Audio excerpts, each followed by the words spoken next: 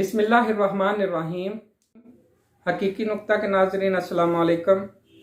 आज आपको मेरी तरफ से शब कदर 27वीं शब रमज़ानुल मुबारक की बहुत बहुत मुबारक हो। अल्लाह करे आपकी तमाम दिली मुरादें जो हैं, जायज़ दिली मुरादें अल्लाह ताला पूरी फरमाए।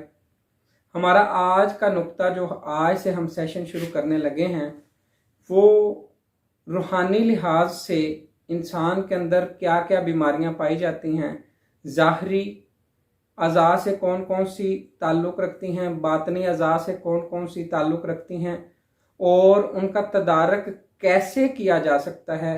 इस पर बात करने से पहले मैं आप लोगों से गुजारिश करूंगा कि इस चैनल को अपने अजीज़ व क़रीब और दोस्तों को ज़रूर सब्सक्राइब करवाएं ताकि हम तसव्वुफ़ के इस चैनल को दुनिया में आम कर सकें।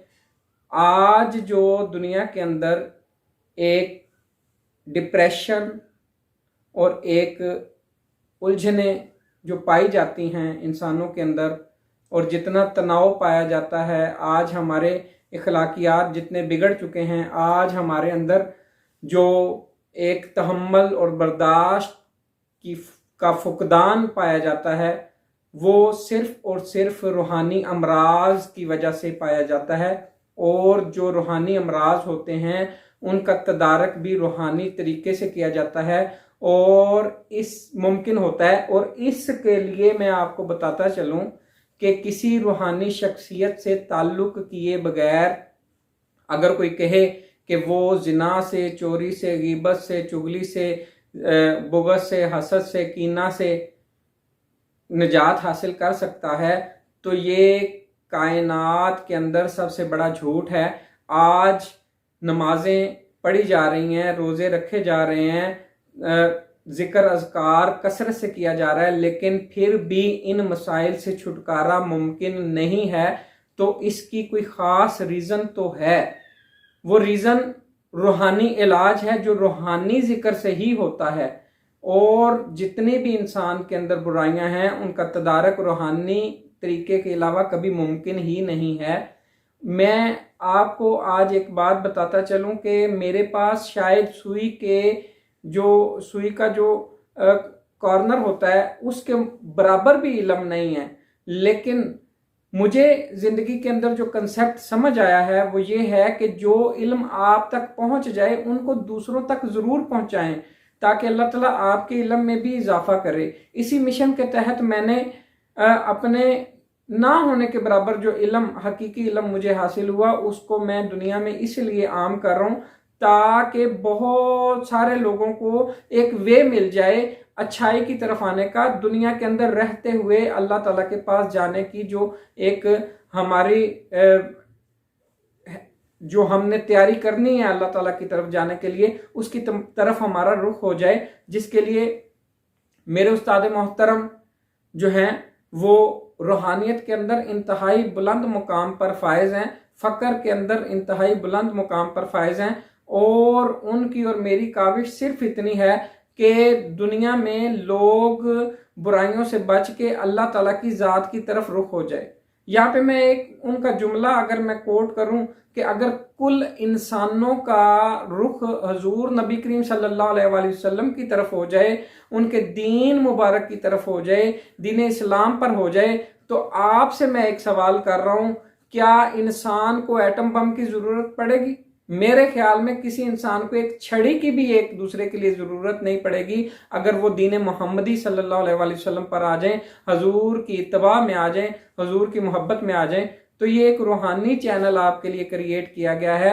आज जो नुक्ता मैं आपके लिए पेश करूंगा वो बुखल किस तरीके से इंसान की रूहानियत को डैमेज करता है और कितनी खतरनाक बीमारी है जिसका लुग़वी मायने कंजूसी है और ये बहुत बड़ी आड़ है और आर है रूहानियत के अंदर। और किसी ने जुनैद बगदादी रहमतुल्लाह ताला अलैह से पूछा कि इंसान के अंदर सबसे बुरी आदतें कौन सी हो सकती हैं। उन्होंने कहा कि वो मेहमान को साहिब इस्तिताअत होने के बावजूद खाना ना खिलाए, गरीबों का ख्याल ना रखे, बिल्ली कुत्ते को टुकड़े ना फेंके और जनाब ईदैन के दिन भी साहिब इस्तिताअत होने के बावजूद वो नए कपड़े ना पहने, और अगर नए कपड़े पहने तो पुराने कपड़ों को सदका ना करे, सदका और फितराना अदा ना करे, ज़कात अदा ना करे। तो ये इससे क्या होता है, दुनिया के माल की मोहब्बत इंसान के अंदर पैदा होती है, जो कि एक बहुत बड़ी खतरनाक चीज है। और जब तक इंसान के अंदर जो है मादी चीजों की मोहब्बत रहती है, हुजूर नबी करीम सल्लल्लाहु अलैहि वसल्लम की पक्की और सच्ची मोहब्बत नसीब हो ही नहीं सकती। इसके लिए मैं आपको बताता चलूं कि इंसान जो है, यहां पर हमने बात की कि एक हवस इंसान के अंदर पैदा हो जाती है माल के लिए, जिसके बारे में कुरान मजीद ने भी फरमाया, अल हाकुमुत तकासुर हत्ता ज़ुरतुमुल मकाबिर, हलाक किया तुम्हें माल की कसरत ने, यहां तक के कब्रों के मुंह जा देखे। और आप देखिए जिन लोगों के पास माल है वो अपनी जिंदगी को बहुत ही जो है वो गरीबाना तरीके से बसर करते हैं, लेकिन उनकी औलाद उसी पैसे पर फिर अय्याशी करती है तो उनके किसी काम भी नहीं आता। और इसके लिए बड़ी वईदे हदीस पाक में कुरान मजीद में आई हैं कि उसका आखिरी ठिकाना जो है वो जहन्नम है। ऐसे लोगों के अंदर देखा जाए तो जो गरूर है और तकब्बर है वो बहुत हद तक पैदा हो जाता है। इसके लिए मैं आपको एक वाकया सुनाता चलूं, बड़ा इंटरेस्टिंग वाकया है कि एक शख्स जो है वो अपनी बीवी के साथ जो है वो छत पर खड़ा था, और वो बहरी जहाज़ों का दौर था। छत पर खड़े उसके गिलास जो है, जैसे वाकया मैंने सुना, मैं आपकी नज़र कर रहा हूँ, वाकयात इस्लाह के लिए होते हैं। उसका गिलास नीचे गिरा, उसकी बीवी ने कहा कि मैं, ईद का दिन था, बीवी ने कहा कि मैं नीचे से जाकर कचरा उठाऊं, किसी के पाँव में ना लगे। जब नीचे आई तो गिलास नहीं टूटा था। वो ऊपर गई, उसने कहा अल्लाह ताला का कितना शुक्र है कि आज हमारा गिलास जो है छत से गिरता है और टूटता नहीं है। तो उसने कहा कि ये अल्लाह के शुक्र की बात नहीं है, ये इसकी जो क्वालिटी है वो इतनी अच्छी है कि इतने टाइम ड्यूरेशन से पहले ये एक्सपायर नहीं हो सकता। अब इतनी देर में एक फकीर भी दरवाजे पे खड़ा था और उसने सदा लगाई, अल्लाह के नाम पे कुछ दो। जब वो औरत नीचे आई, उसने उसको आटा दिया या कुछ दिया, तो उसने फिर मजीद, आपको पता है कि फुकरा फकीर जो लोग होते हैं वो उनकी आदत होती है कि कोई कपड़े भी दे दो। इतनी देर में वो बंदा भी नीचे आ गया। अब वो बखील था तो उसने जो है ना उस बंदे को थप्पड़ मारना शुरू कर दिया कि तुम्हें जो कुछ दिया तुम्हारा उस पर गुजारा नहीं होता, आगे जो है तुम बढ़ते चले जा रहे हो। अब वो फकीर वहां से चला गया। अभी फकीर वो उधर से गया नहीं था कि उस बंदे को इतला, इतने में एक बंदा देने आ गया कि जो आपके बहरी जहाज कपड़े के आ रहे थे वो जो है जहाज गर्क हो गया। ये फकीर ने भी सुन लिया। अभी थोड़ी देर गुजरी थी कि फिर एक बंदे ने आकर कहा कि जो आपके गोदाम थे कारोबार के, उनमें आग लग गई। 2 लम्हों के अंदर वो बंदा लखपति से कखपति बन गया। जब कर्जे देने की बारी आई तो उसकी वो कोठी जो है वो भी गिरवी हो गई और उसको दरबदर होना पड़ा। अब वो फकीराना जिंदगी गुजारते गुजारते जो है वो कभी एक शहर कभी दूसरे शहर, एक मर्तबा फिर उसने झाड़ियों के अंदर अपनी बीवी को छुपाया और किसी जो है वो शादी की जगह पर जो है कनात के अंदर दाखिल हुआ और वहां से जो बचा खुचा खाना था वो खाना शुरू किया। तो एक बंदे ने आकर उसको थप्पड़ मारा। उसने कहा ये खाना तेरे लिए नहीं है, दफा हो जा यहाँ से। वो अपनी बीवी के पास गया। उसने कहा तू बड़े अमीर घराने की औरत है, तू मेरे पीछे जो है वो जलील हो रही, जा मैंने तुझे तलाक दी, तू जा नई शादी कर ले। अब वो औरत ना चाहते हुए भी चली गई। अब कुछ वक्त गुजरा, हालात की गर्दिश देखे कि फिर कुछ वक्त गुजरा, वो बंदा जो है किसी दरवाजे पर दस्तक दी तो अल्लाह के नाम की सदा लगाई। एक औरत जो है उसे आटा देने आई। जब उसने आटा दिया उसने कहा बीबी कोई कपड़े भी दे दो। जब उसने आवाज सुनी तो वो गश खा के गिर पड़ी। अब उसका हस्बैंड अंदर से आ गया, उसने अच्छा बंदे को मारा। उसने कहा तुमने क्या इसको कहा कि इसको साथ क्या किया कि ये बेहोश हो गई है। अब बीवी को जब होश आया तो उससे पूछा गया कि इसने तुम्हें क्या कहा था। उसने कहा इसने क्या कहना था, ये तो अल्लाह का वो बंदा है जिसने अल्लाह की नाफरमानी की।